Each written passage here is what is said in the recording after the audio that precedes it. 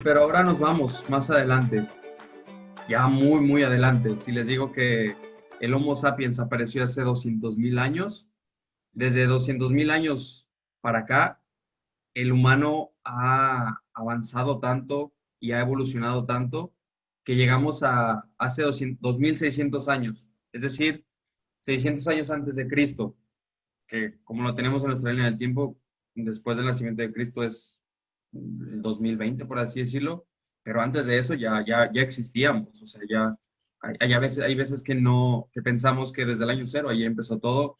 No, desde el año cero para atrás ya había sociedades, ya se conocía el bronce, ya se conocían los metales, se fundían metales, se tenían sociedades, se tenía ya un idioma, se tenía un lenguaje, se tenía la escritura.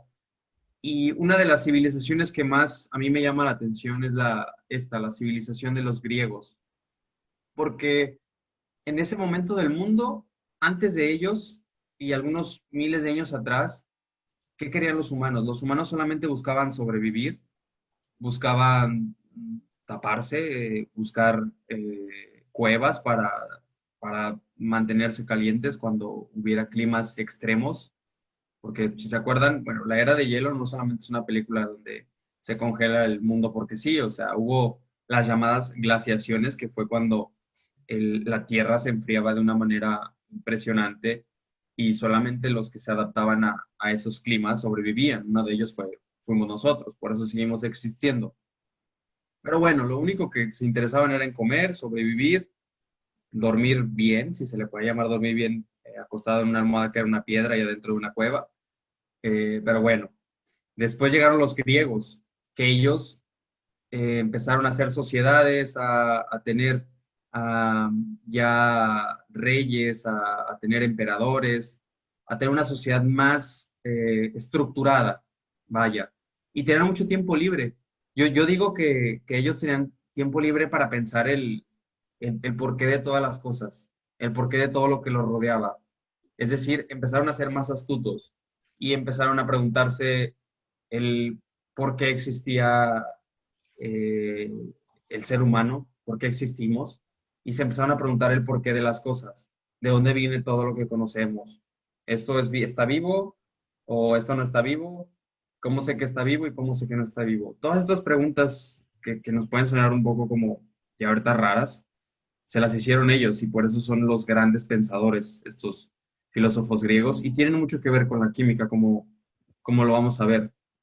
Uno de ellos es Tales de Mileto. Algunos que ya estudiaron filosofía, les digo, hay veces que uno piensa que la filosofía es una... Yo lo pensaba, yo me perdono con mis profesores de filosofía, yo pensaba que era una materia de relleno y no va a servir para nada. Ahora me doy cuenta que está más conectada a la química que lo que esperaba y que lo que pensaba, porque los filósofos, aparte de pensar de muchísimas cosas, pensaban sobre el principio de todo. ¿Cuál era el principio de todo lo que existía en esta tierra, en este universo? Y bueno, Tales de Mileto era un filósofo, pensador, matemático, creo que le hacía todo, o sea, biólogo, aprendía y sabía de muchísimos temas. Él dijo que el agua era el principio de todas las cosas, que todo lo que existía con base en el agua, porque él decía que todas las cosas y la naturaleza, como la conocemos, tiene parte agua, todo es, vaya, los mares mojan a la tierra, hay humedad y esa humedad hace que crezcan las plantas, que a su vez las plantas también tienen agua dentro. Y total, él decía que el principio de todo lo que existía en este mundo era y estaba hecho de agua. O sea, eso ya lo decía hace que 2.600 años.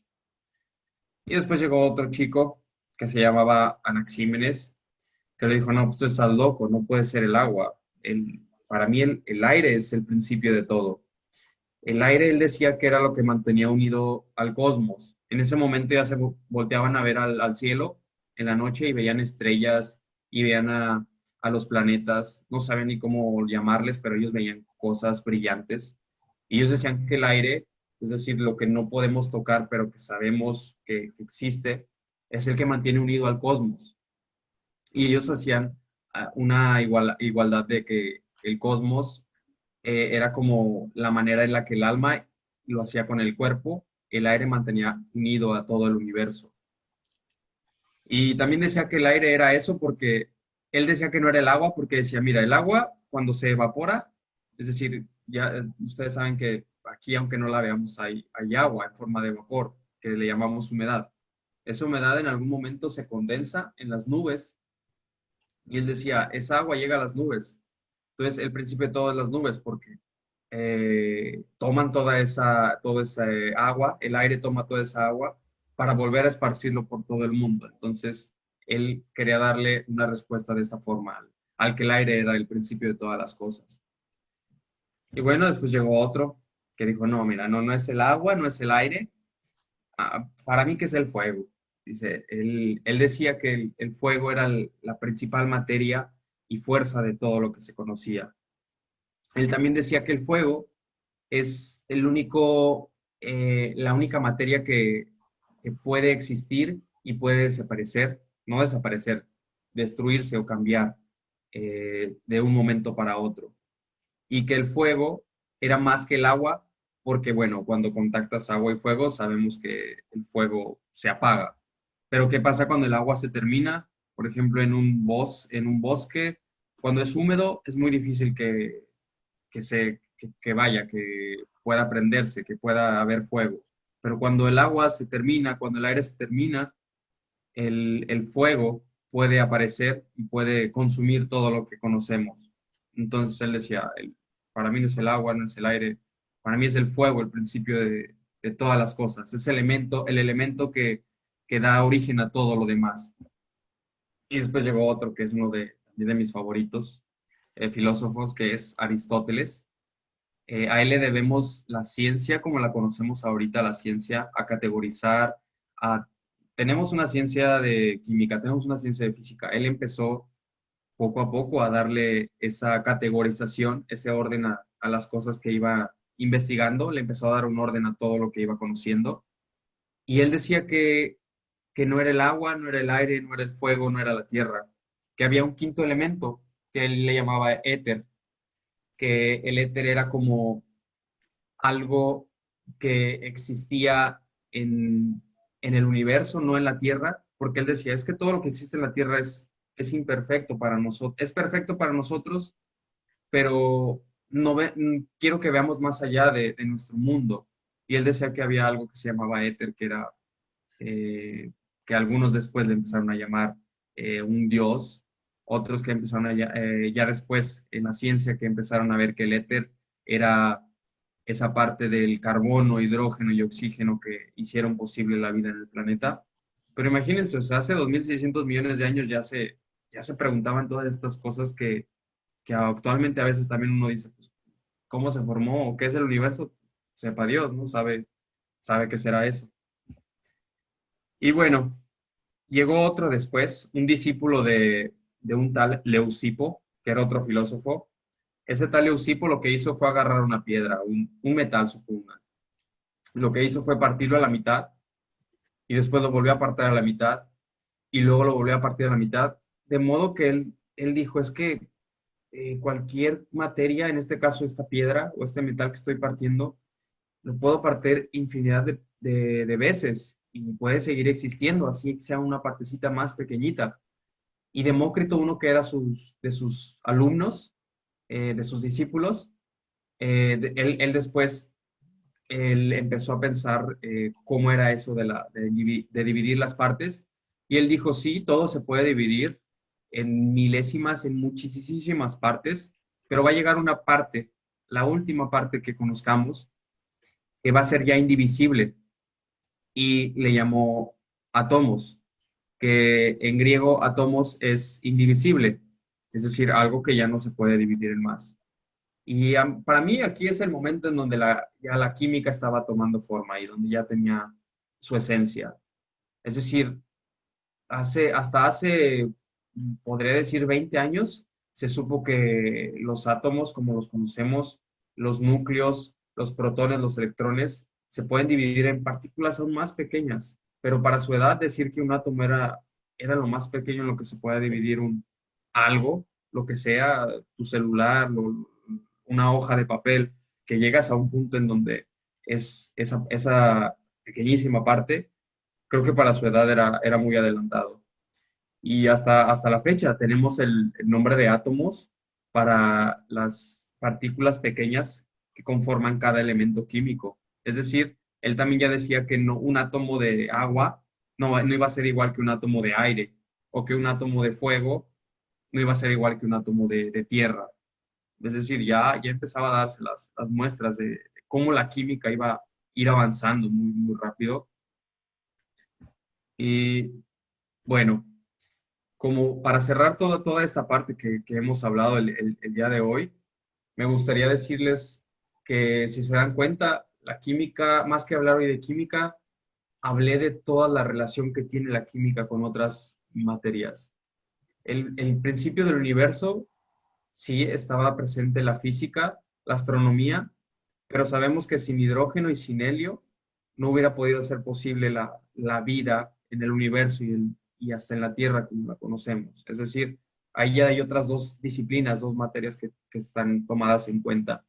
Después, cuando aparece la Tierra, la vida en la Tierra, lo que pasa es esa parte de las células, ahí empezamos a meter un poco la biología para poder entender cómo las células empiezan a evolucionar, empiezan a ver organismos más estructurados, organismos que ya pueden respirar, por decirlo así, por sí mismos, el oxígeno que ya empieza a ver en la Tierra, y hablamos de evolución, de biología, y bueno, llegando ahorita a los griegos, vemos que pues también la filosofía es una ciencia que está muy allegada a la química. Podría decir que sin filosofía no podría existir la química como la conocemos en estos momentos. Creo que sería muy malo pensar que a veces pensamos que la filosofía no sirve para muchas cosas y en verdad es que sirve para mucho. Si puede leer un poquito de Aristóteles, ahí de repente se lo googlean y ponen Aristóteles a ver este filósofo que pensaba. Hay muchas cosas muy interesantes de él. Y bueno, una definición propia de la química, que con esto vamos a empezar la siguiente clase. Para mí, cada quien tiene su propia definición y la mía es esta. La química es una ciencia que estudia el cambio de todo lo que nos rodea, el crecimiento de una planta, la erupción de los volcanes, la producción de hormonas que nos hacen sentirnos felices, alegres, motivados, etcétera. Estudia la transformación de todo cuanto conocemos, que le hemos llamado materia, entendiendo el mundo desde su parte más fundamental y reconociendo que la humanidad, es decir, todos nosotros, todos los que están aquí, los que no están, somos una pequeñísima parte del universo que ha hecho posible que la química exista, que este grupo exista y que todos ustedes existan.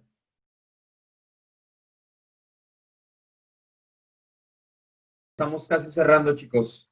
Así como les decía de los filósofos, hoy que estábamos muy filósofos, quiero dejarles una pequeña frase que a mí me gusta muchísimo, de Aristóteles, justamente.